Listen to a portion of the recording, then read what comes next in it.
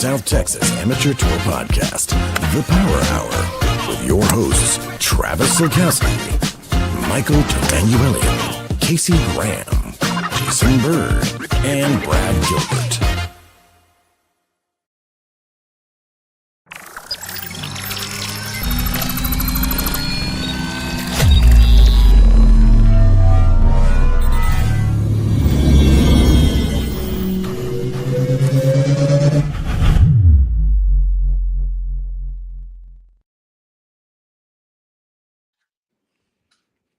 I certainly think that that is a very long new intro video there.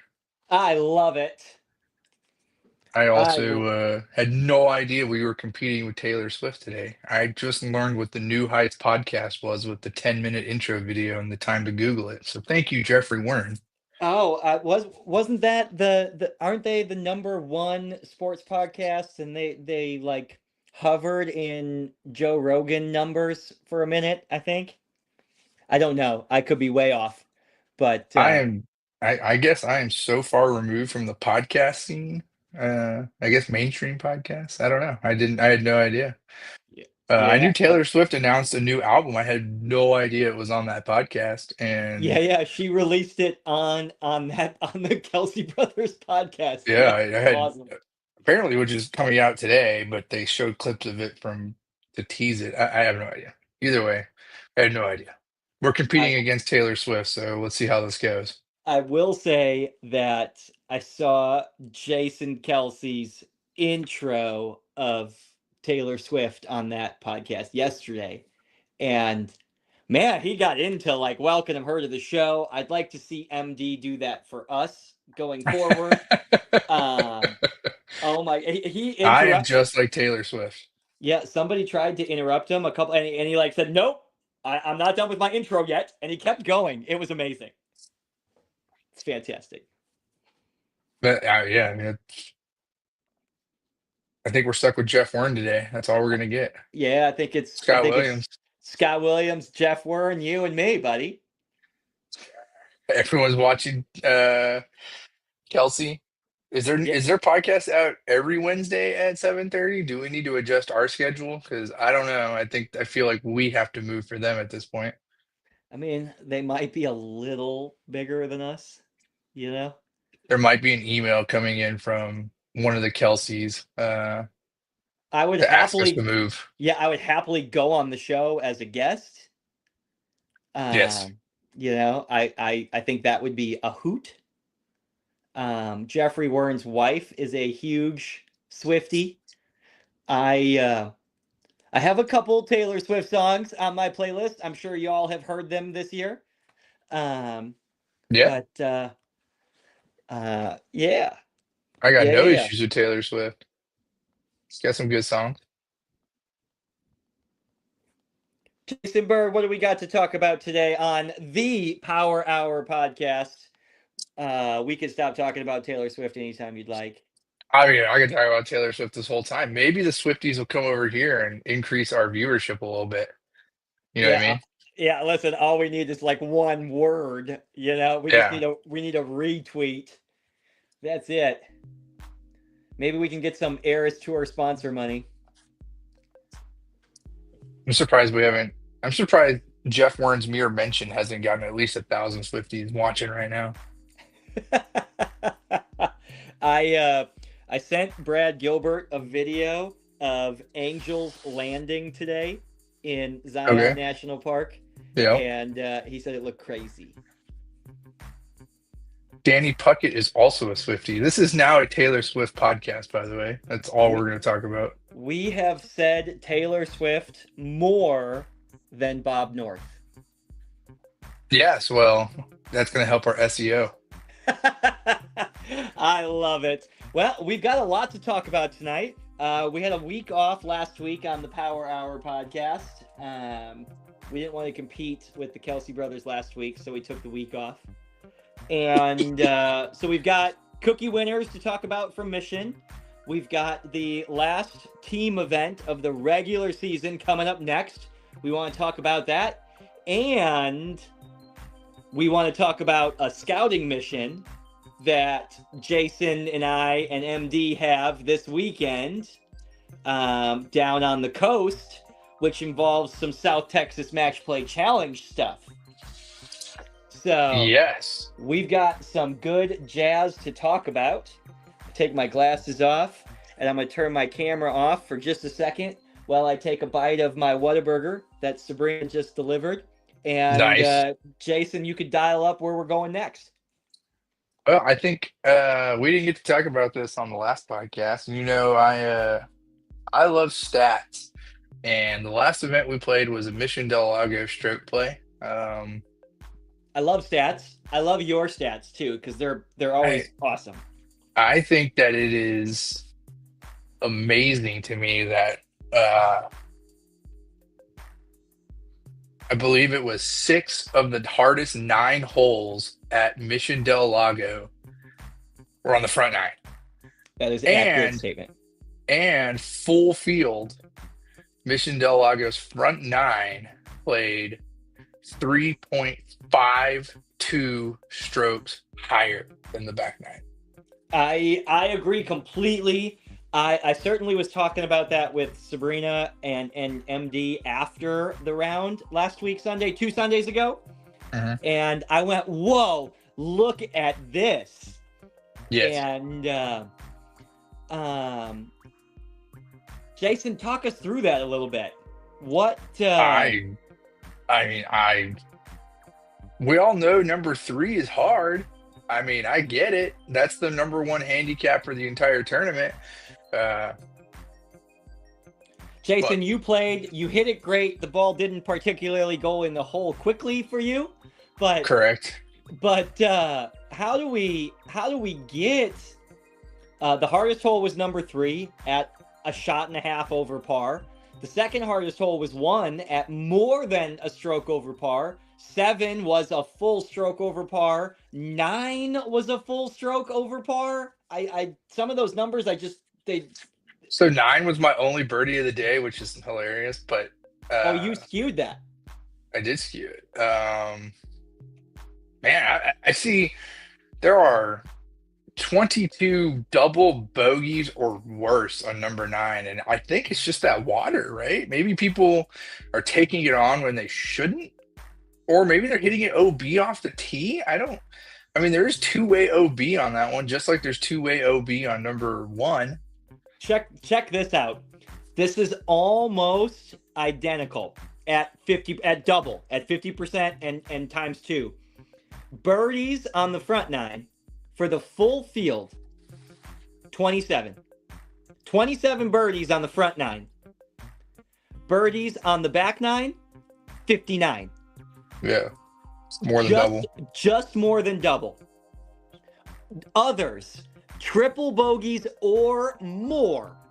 Triple bogeys or more on the front 9. Full field, 100 players, 49. 49 triple bogeys or worse on the front 9. 23 on the back 9. I think Jeff Warren just hit the nail on the head right there. We talk a lot about the amateurs missing it high right, but elite amateurs like our golfers tend to snipe it left. And I was guilty. I hit one OB on number 3, but number 1's OB left, number 2's OB left, number 3's OB left, number 4 has OB left, number 5, number 6, number 7, number 8, and number 9 all have OB left. And let's not stop talking there, because let's compare apples to apples. Number 10 has OB left, number 11 has OB left, number 12 has OB left. Yeah, but number 11 has OB left. Number 14 has a pond left. Number 15 has OB left. 17 has OB left, and 18 has OB left. So the whole golf course there is clockwise. So it's not like it's different, but maybe if we're talking about specific hole number 1 and hole number 9 have OB. Yes. Where it feels like you're at Moody Gardens on an island. Yeah. And then it feels like the OB on the front 9 is much tighter to the fairways. Like OB left on 11. OB left on 11 is not really in play. OB 10 is, but OB 12, yeah, 12 is really. 12 is 13 is now. For sure. I mean, they built those houses close to the golf course. So I agree. 13 is pretty close. 14 doesn't. I mean, technically does have OB, but man, if you hit an OB left on 14, you probably need to go to the ER and get checked out for a stroke. I definitely have hit it in that pond a bunch. Yeah. That pond's there. When the tree was there. Yeah. Remember that big ass tree that used to be right there? Yeah, I do. Yeah. That was a good hole with that tree. I mean, it's still a good hole when the flag's back left, but that was a really good hole when that tree was right there at the 140 mark, and you had to really figure it out. There's OB on 18 too left. That one comes into play. That came to play in our group. That walking path comes in pretty quick, because if you hit it off that old bunker on the left, it'll kick it left. Scott Williams, the hardest hole for him at Mission is number 16. He doesn't know why. He's not taking enough club. Yeah, I mean, listen, we got to assume he misses it short, right? Just blast it to the center of the green, right? Who cares? Well, I mean, even long should be fine, right? Yeah, in the bunkers up there. Yeah. I just that front 9 with all those new houses. I think it's playing harder than ever. I mean, I think TGA needs to get out there and re-rate that sumbitch. I think they should stop at Riverside while they're on their way. Yes, we need to make Mission harder, Riverside easier. Yeah, if we could just shred a couple strokes off of Riverside and just put them right on Mission. I agree. I'd be interested to see where our highest stroke play average will be by the end of the entire tour year. Now that the courses are opened after renovation, Mission Del Lago has gone through its home building phase. I mean, Mission Del Lago is a completely different golf course than it was 4 years ago. I agree completely. Some of the tree work that the trail has done down there is so good. One thing we haven't talked about yet, Mission Del Lago is past the statement, it's good for Mission. And it's just good. The conditions were awesome. Complete 100% grass coverage, like not an issue. Bunkers were great. There was some rough in some places. Putting surfaces were pretty consistent. Course setup clearly was harder on the front nine. But really, really, really happy with the course conditions at Riverside and Mission to complete the sizzling summer South Side swing. I mean, not to give away the GOAT, but next year's is going to be legit too. The sizzling summer South Side swing. Right, and there's marketing behind it next year with like a point bonus. I love it. I'm so excited for those graphics. Yeah, Jeff Warren putting out his guesses for the highest stroke average. I'm gonna guess that Cedar is definitely up there. Northern Hills is always the surprise one. Weird. It's the easiest rated. It's the easiest rated course on trail, and it is always in our top 2 for highest stroke average. It certainly produces the higher net average, right? Because it is rated so softly. Yeah.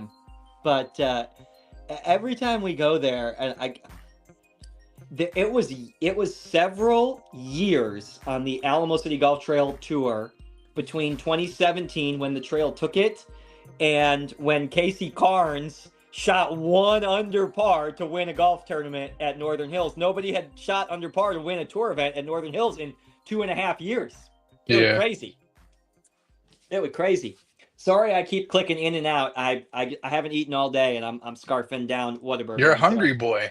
I know. I'm sorry. But I mean, yeah, Mission Del Lago is sneaky difficult. Especially for trying to score. I mean, you can dink and dunk it around. It makes me wonder if maybe the strategy is to get a couple layups here or there, you know, not pump it OB a couple times. You know what? Mission Del Lago from 7,000 yards where the black tee boxes were set up this past weekend. You got to hit driver. You got to hit driver and you got to hit it good or you're not going to play well. If you don't hit driver, you're going to shoot some crazy number like 86.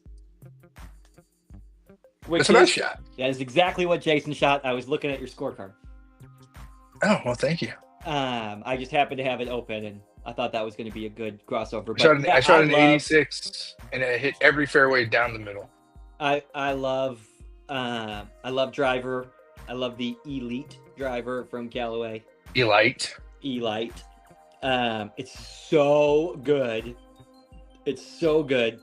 Good players out there with the Elite driver. Please make sure that you have the heavyweight in the front and not the back. Pro tip. Well, heavyweight in the front. If you have the triple diamond. That's what I'm talking about. That's why I said good players. Oh, okay. So the good players all get triple diamond. Yeah. Good players.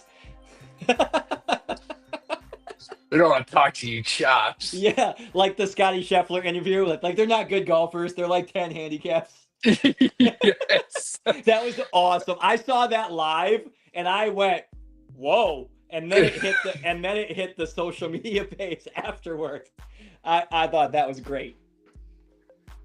Just goes to show that Scotty Scheffler thinks we all suck. That's correct. But Mission Del Lago, anytime the golf course number starts with 7,000 in terms of yardage, you got to be hitting driver good. You just got to be. Well, you want to get to some winners? Sorry, I love cookies. Every time my screen goes black, I'm taking a bite of food. I can hear it. It's great. Oh, Makes me hungry. I'm sorry. No, that's fine. Oh. So No, I won't. We can start out with champ. No, you can eat. No one cares. Okay. We'll start out with Champ Flight Gross. Champ Flight Gross. Yeah, I think shooting 3 under par. Yeah, 2 red numbers gross at Mission Del Lago. Yeah. Dustin Weldon coming in second, and Jolly Shackelford shooting 3 under par, 69 at Mission Del Lago, with birdie on 9, 11, 13, 15, and 18. That's a solid 32 on the back 9. That is a super solid 32 on the back 9. And he's very, very happy about it. Woo! I gotta say, I love the cookies because it mimics the logo from the hat. Yeah, The it's Mosquito it's the secondary logo. the Mosquito Del Lago. I love it. I thought that was clever. When I love like the Muni Rat t-shirts. Yeah. Like to be able to make some fun of yourself in the right way is really cool. And I think the mosquito at Mission is a really good example of that. And I really like the cookies. The Cake Place and More proud tour partners supply our victory cookies week in and week out. Check Laura Lewis out on Facebook, The Cake Place and More. And the more really does mean more. I mean, they do a ton of stuff. Cakes, cookies, lollipops, cake pops. There's been various upholstery items over the years. I mean, really, Cake Place and more. And that more is limitless. I don't know if she'll want me to say that, but I did. Limitless. So hit her up and she will make you anything. That's correct. Going in net, we had Winston Lynn, 9 under par net. He is playing good lately. It feels like really good. Maybe we need to send him over to Yip or something. Yes, even par on the gross side led to his 9 deep. Also under par on the back 9, a cool 34 for Win Lin. Win Lin. Victory cookies, and your nickname is Win. Yes. It's good. It's good. It's good. He did start off with a ultra rare birdie on the first hole. One of 4 birdies on the first hole. I missed mine. So I need help with first flight gross because I don't know which one of these pictures is Mr. Mark Merrick. So we're gonna go through and you can stop me when I get it correctly. Okay, got it. I'm ready. Nope. There is no picture of Mark Merrick. He left early, did not take his cookie. Who ate his cookie? I believe it went to a kiddo, and I know that for sure. Sabrina dropped his skins winnings and his gift card winnings via certified mail the other day. So certified mail. Yeah, he was definitely on our internal checklist. So no picture of Mark Merrick. Okay. Nothing just threw up for you. Yeah, 3 over par. First flight is making hay, and definitely got to be one of the rare scorecards where he had more strokes on the back 9 than he did the front 9. I agree. Yeah, definitely an outlier there. Winning a big scorecard playoff over the aforementioned Bob North. Bob North takes home second place. Mark Merrick first place, first flight. Which leads us to first flight net and back-to-back victory cookies for first in the point standings, Mike. I know. Macaw. It's 7 under net doesn't set off my alarm bells. I guess he's just playing good. Yes. I made a comment to him. I'm taking complete credit right now for his back-to-back cookies. At the team event at Brackenridge Park, where his team finished middle of the pack, he wore shorts. And I said, it was really weird today to see you wearing shorts. Yeah, and his legs are weird looking, yeah. Yeah, and then he went pants, cookie. I just wanted to point that out. Is that the key, going trousers? I just wanted to point that out. Pants, cookie. And as one of the few people on property that wears pants all the time, shout out. I think that's amazing. Second flight, let's see what kind of score we got here. +7. That is a good score. again, you're gonna have to help me out with Zach Ranella +7. I know we have pictures here. Is it this guy? Yep. That's Zach Ranella. We figured it out. Yep. 7 over. Another scorecard playoff. It is the first time in forever that Dale Beavers does not cookie at Mission Del Lago. Zach. Oh, is that a thing? That's a thing. Mission Del Lago is Dale's favorite course. He cookies there all the time.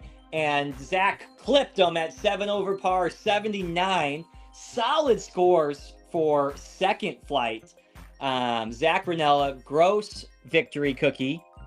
And the net victory cookie on first flight goes to Zach Martinez.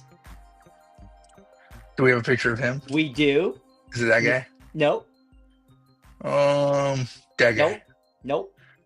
Oh, I don't have any other pictures, I don't think. Okay. So we don't have a picture of Zach Martinez. No. I don't. I do not. Okay. Well, Zach Martinez on the net side clipped Corey Frazier by one score. I'm sure Corey's happy about it. By one score, by one stroke. All right. 6 under 66 is what Corey shot. That puts Zach at 7 under 65. Oh, look at third flight. 8 over par, almost breaking 80 to win in gross. That is going to show you the strength of field right there. It is very, very, very strong. Stand by. I want to double check something. That's Parker Rickert with an 80 with a snowman on number 2. Yeah, that's Parker. I want you to know that I believe I spoke wrong. And the first picture you put up was... That's Ranella. And then that one is Martinez. Okay, so we did have his photo. We do have his photo. That was my misspoke. I'm sorry. I had to take the sunglasses off. That was Got it. I got sunglasses there. Is that Parker? That is Parker. That is a impressive score of going 40-40 with a snowman on number 2 to win gross in third flight.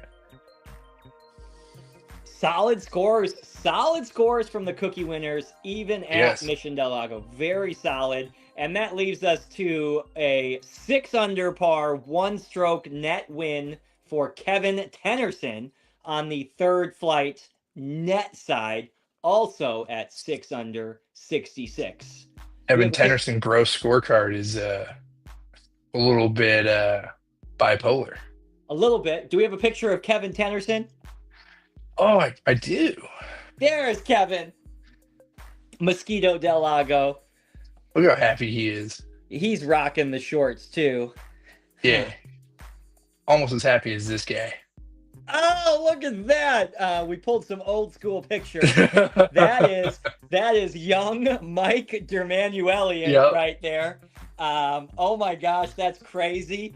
I was gonna do like a segment at the end to like for those of you that stuck with us, here's a good laugh. But if Jason's going to sprinkle them in the middle. Oh, I love sprinkling them in. I'm at the controls now, baby. Oh, my goodness. That is a young Mike Dermanuelian. The golf pictures of him are the best.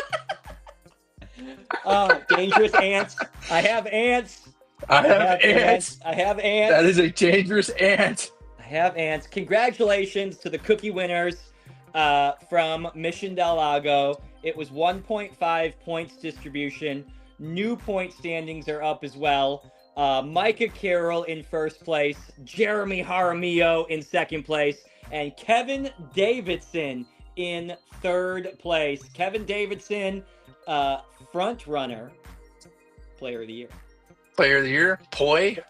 Front runner of the year. I believe it was a second place finish in the spring season, and he's currently in third place right now. Tour player of the year is spring points plus summer points plus playoff points. It's very, very simple format. Yeah, earn the most points. Yeah, most points, right? And there's 3 ways to earn points. Right now, that's a pretty short list, and on top of that list is Kevin Davidson's name.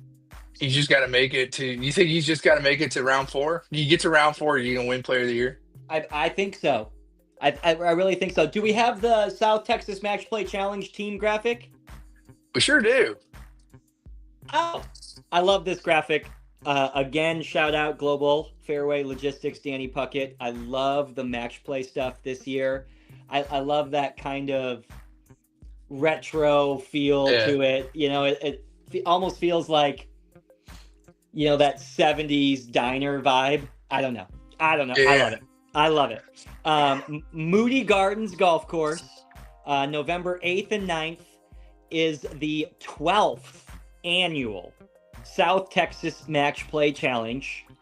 It is 7-4 South Texas Amateur Golf Tour over the Houston Amateur Golf Association, 7-4. However, we're coming off of a Houston victory last year at Riverside. At our own track. And we're traveling to Moody Gardens for the first time ever for this tournament. So super exciting. And Jason, myself, and Mike Dermanuelian, along with Greg Keogh, are going to Moody Gardens this coming weekend for an exhibition match and a scouting mission. So we will talk about that next week on the podcast for sure. I just wanted to tease it a little bit. There'll be some good video set up. We're going to do a little Jason Trav versus MD Greg. It's going to be an exhibition match as well as a scouting mission for the captain. How many strokes do we have to give them? We will use tour handicaps and. Okay. Is Jeff Warren going to caddy for Greg Keogh? I think Jeff Warren will be on the phone with Greg Keogh a lot. It is a good-looking team, Jeffrey Warren. I do agree completely. So pleased so far, and we just can't wait. Ty Arnett, Kevin Davidson, and Jeffrey Warren already on the team from the spring season. Okay, if it were to end right now, Micah Carroll and Jeremy Jaramillo would make the team from first and second in the point standings. But Kevin Davidson's in third place, so it would skip over Kevin, and there's a T4. Oh. Alex Zertucci and Jacob Tretman would be on the team if it ended right now, if it ended today. Zertucci. As we know, the standard operating procedure is to allow the tie to get in, and then the wild card goes bye-bye. That's correct. But did people know that if there was a tie in the spring and then a tie in the summer, it goes to playoff on hole number 1 for the second one? The ties get in one time only. But after the one time, it becomes an age match. Yes. And there are standard operating procedures for the ties. We've had ties before where it has dumped the wild card, but there's never been 2 ties where a playoff spot was clipped. Correct. So super excited. I believe we have a new armadillo mascot to tease as well. I don't know. Sabrina just opened the door. I'm not sure. This is news for me. I'm not prepared for this. I know. I'll take care of it though if she comes back over. I'm not sure. All right. So Trav, have you looked at pictures of Moody Gardens and how beautiful it is? I think it is going to be. I was on the phone with Greg Keogh when we were talking about the scouting mission, and I was kind of giving him some lead in before I said, "Hey, come hang out with us." I kind of was walking him through what I wanted the day to be a little bit as kind of a practice session. Yeah. And we were looking at the golf course on Google Earth together, and look how beautiful that is. 16 holes have water. 16 that holes fairway have is water. like 18 yards wide, and then there's like one bunker here or there. Otherwise, it's just in the drink. That's. I think from what I've seen so far, I have never been to this property. It's nice. I know that this was on your short list when you were working as kind of our representative when you were working with Haga on where we were going to host the event. I know this was the course that was on your short list. Yeah. So you've wanted this for a long time.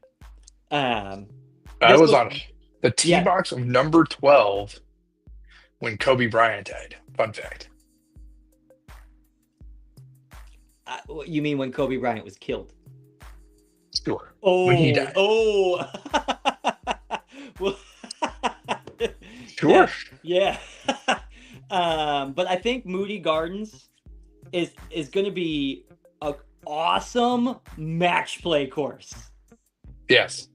Because there are going to be balls in the water everywhere. For sure.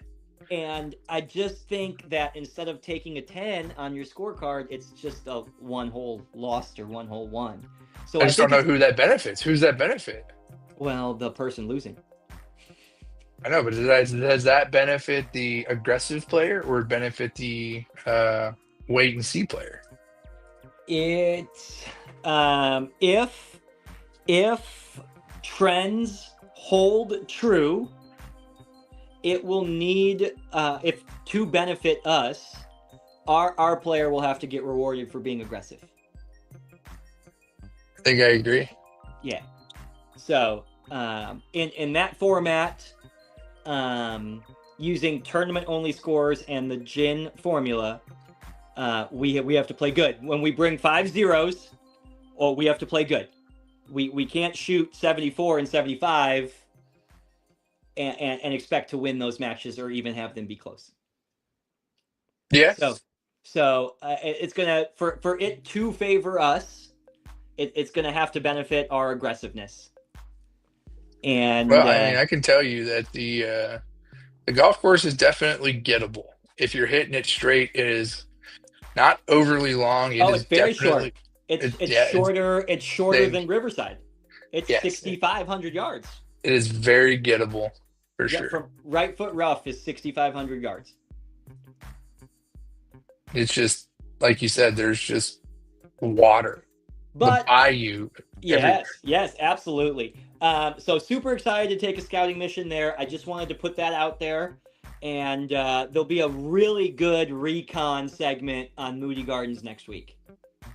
Before we talk about Olmos, Jason and myself got a chance to play golf with Ben Carricker and Bradley Gilbert last week, Thursday, with a lot of the key people on the trail. It was the day before Willow opened, and Andrew Peterson and Kevin Molyneux and Jake Stamen and Paul Hernandez and Mick Garza and all of those big names on the agronomy team for the trail. And Taylor Burton was there, the course manager at Willow now, and Willow's open, but we got to play the day before it opened. And Jason, spend a minute giving everybody watching your thoughts on not only playing it, but on how the renovation compared to Riverside and Olmos. Well, I mean, it's not a traditional renovation. It is more of a regrass, right? So they completely ripped out all the Bermuda from the fairways, tees, and greens and replaced it with, I believe, platinum paspalum, not seashore. That's correct. Platinum is designed for recycled water, not the seashore salt spray. Correct. So Moody Gardens has the seashore. That's correct. Yeah, the seashore paspalum, which is always an interesting thing we've always talked about, Travis. You know, I've always floated the idea of paspalum, and you're like, I'm not familiar with what that is, and I was like, hey man, this is grass that like thrives on salt, and all I ever hear is the salt content in this recycled water is killing our Bermuda, so why don't we try paspalum? And it's always been something I said, and I've said it a few times, and you're like, sure, yeah, and I'm like, well, Kiowa has it, and Moody Gardens has it, and blah, blah, blah. and Newport Dunes had it. That's where I played on it first. Yeah, it's not Newport Palmia Dunes golf now. course. Yeah, Palmia. And then the first course to do is Olympia. Olympia Hills put past Palamon when they lost all their turf, and it was like amazing, right? And then Okay, here now we go. Willow's Here we go. Platinum paspalum over seashore paspalum varieties offer similar playing characteristics, such as excellent wear tolerance, salt tolerance, and dark green color. But platinum stands out due to its exceptional playability and adaptability to lower mowing heights, providing a consistently smooth, firm playing surface at very low mowing heights while tolerating high saline recycled water. Well, there you go. That's exactly what Willow Springs needed. I mean, that is, I Google searched what is the playing characteristics difference between platinum paspalum and seashore paspalum, and that's listen, a Chat GPT don't lie. It lies all the time. Yeah, constantly. Basically everything it says. Yeah. But for Willow, I mean, that turf was pure. And I think I made the comment to Andrew in the grill that it is the first time ever that I stepped on greens, looked at him and said, this is going to be fucking slow. And then it wasn't at all. Yeah, it was faster. I Yes. agree with you. It looked like there was so much grass and the ball kept drifting and drifting and drifting. And you know what? You know what else my takeaway is from Willow right now? There's very little grain on that grass. Very little. Right now, yeah. And the putts are much straighter than anyone remembered, that's for sure. Again, the bunkers being filled in is nice. No bunkers, of course, is the big design topic of conversation, right? No sand at all on the golf course except in the sand bottles on the golf carts. Correct. No bunkers. However, the course has tons of characteristic around the green with the mounding and the mow heights, and I just think it's really cool, and it's just really well done again. And I just think they did such a good job of stretching a small budget into tons of things.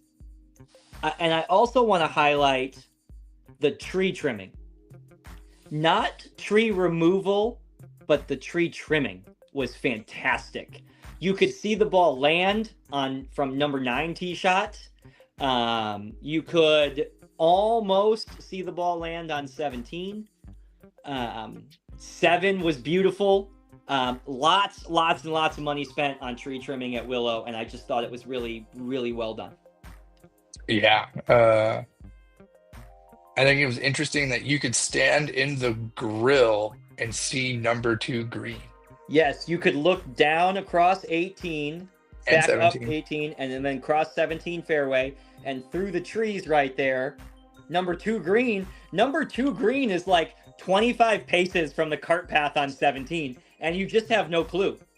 Right? And it feels like if you want to drive the green on 17, you're almost hitting it over number 2 green. Oh man, you can't hit that shot further, too far right. I mean, it's just so hard to hit it far enough right. We'll bring it up on Google Earth. If you're going over those trees right there. Can you screen share so we can see what you're looking at? Probably not, but okay. I can let you know what I see. Thanks. I mean, I'm just curious. I mean, because like we both hit it pretty far right on that tee. We were still not right enough. Yeah, it's like the right edge of the creek at the turn, not the center of the creek. You know, it's so far over there. So a direct line to the middle of the green from the back of the tee box is almost directly over the right green side bunker of number 2. So not quite to the green complex, but over that bunker. And you would be looking at the backside, so it would be the left bunker on number 2 as you were looking at it from the backside, but the front right corner of the green if you were playing the hole. Yeah, correct. It's so far right. Oh my gosh, It's so far right.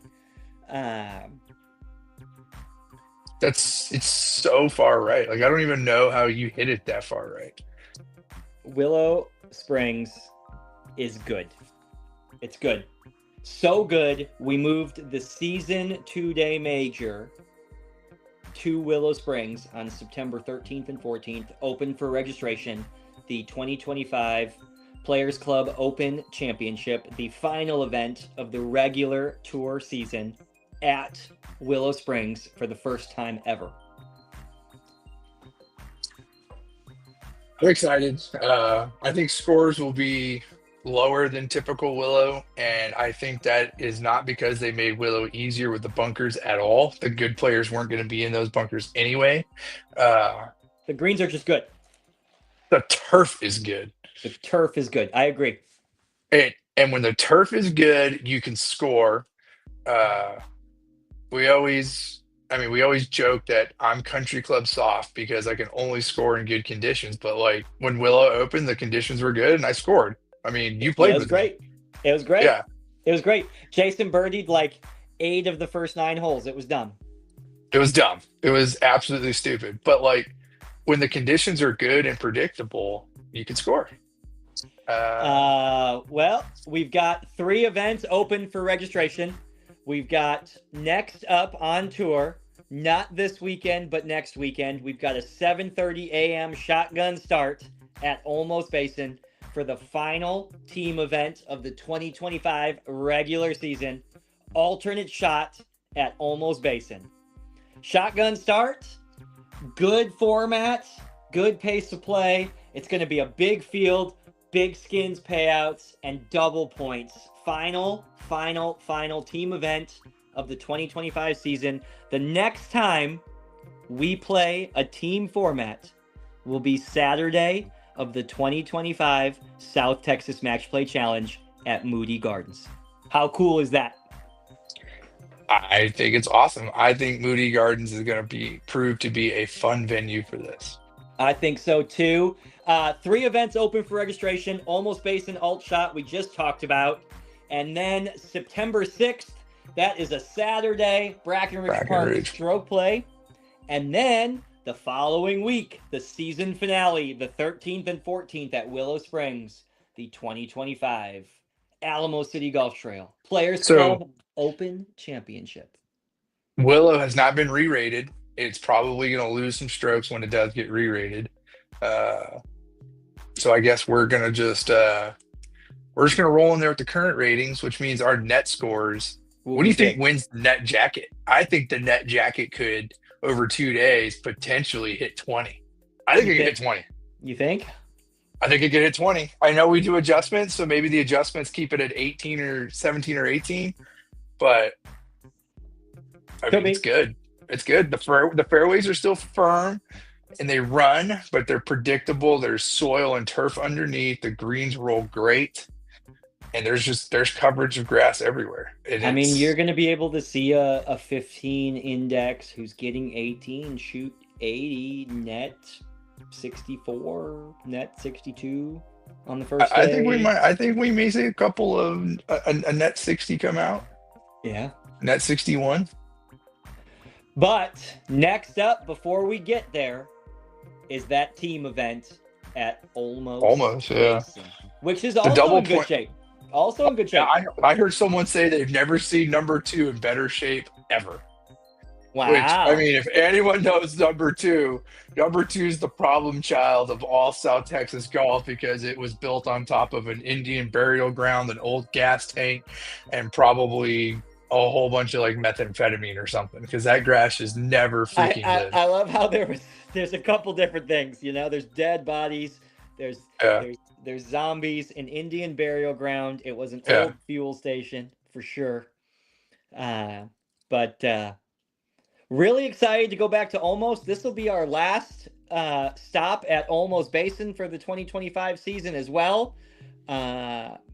Probably into March or April of 2026 before we return to Olmos. I mean, I sent out the provisional schedule today.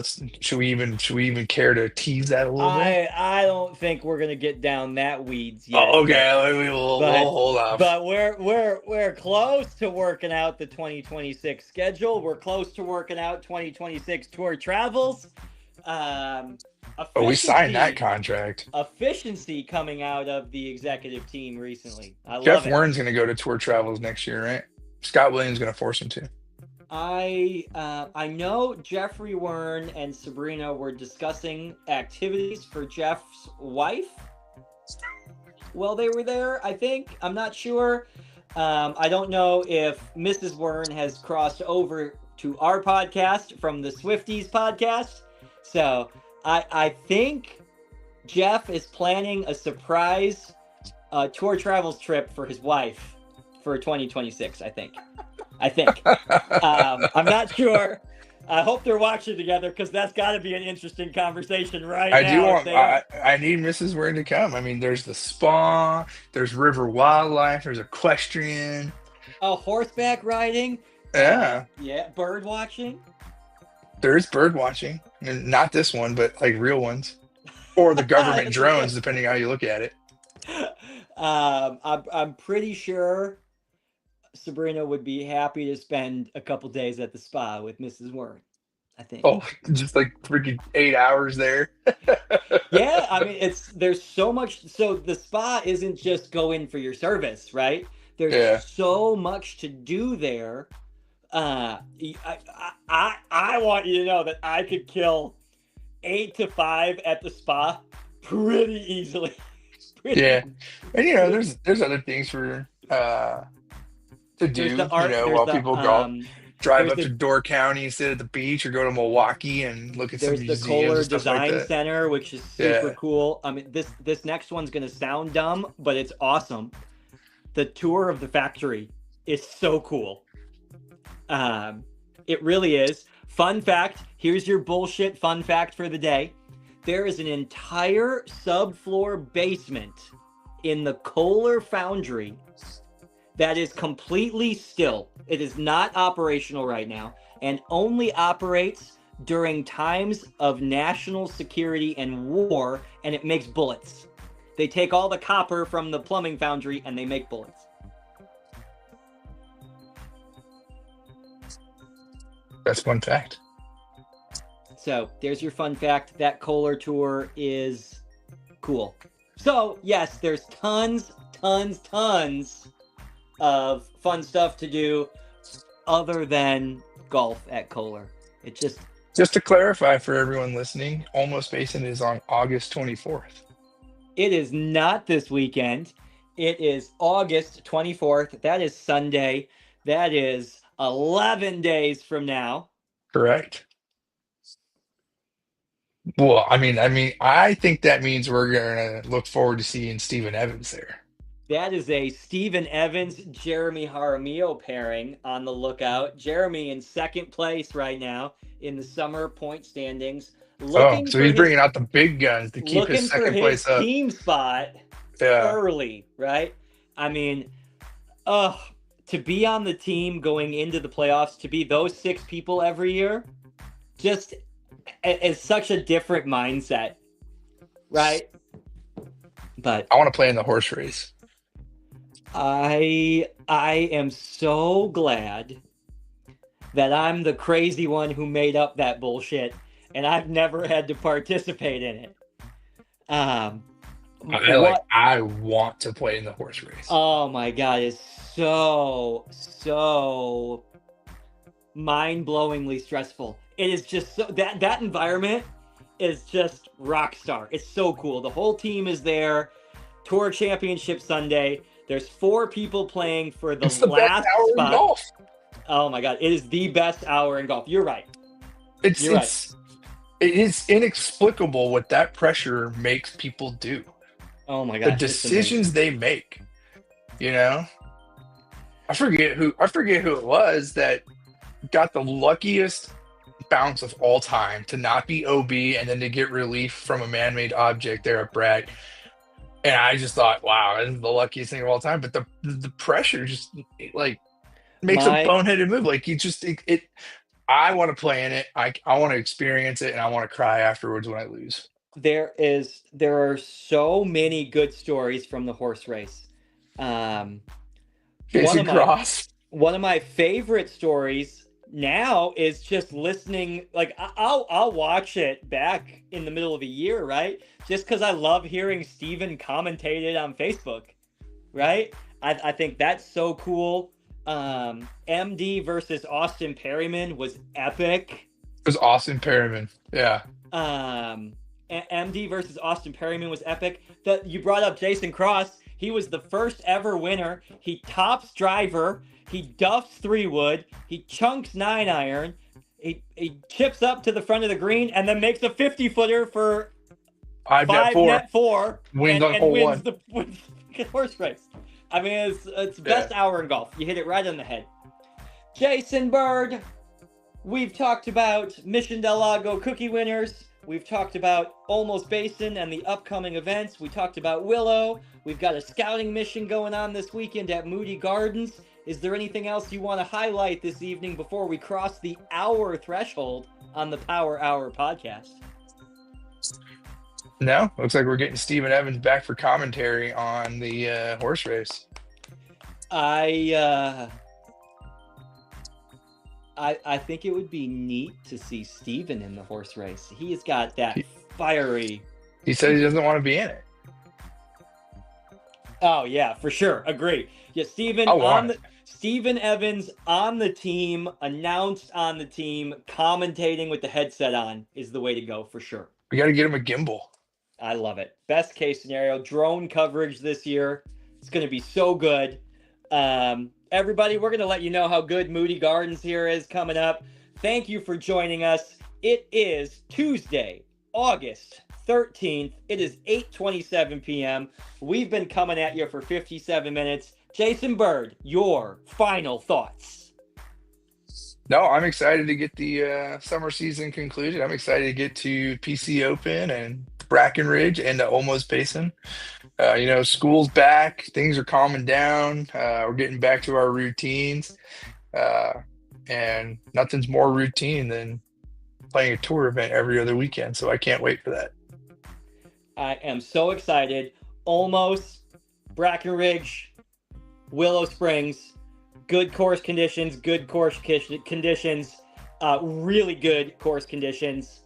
Playoffs would be good conditions. Yeah, double points, almost triple points.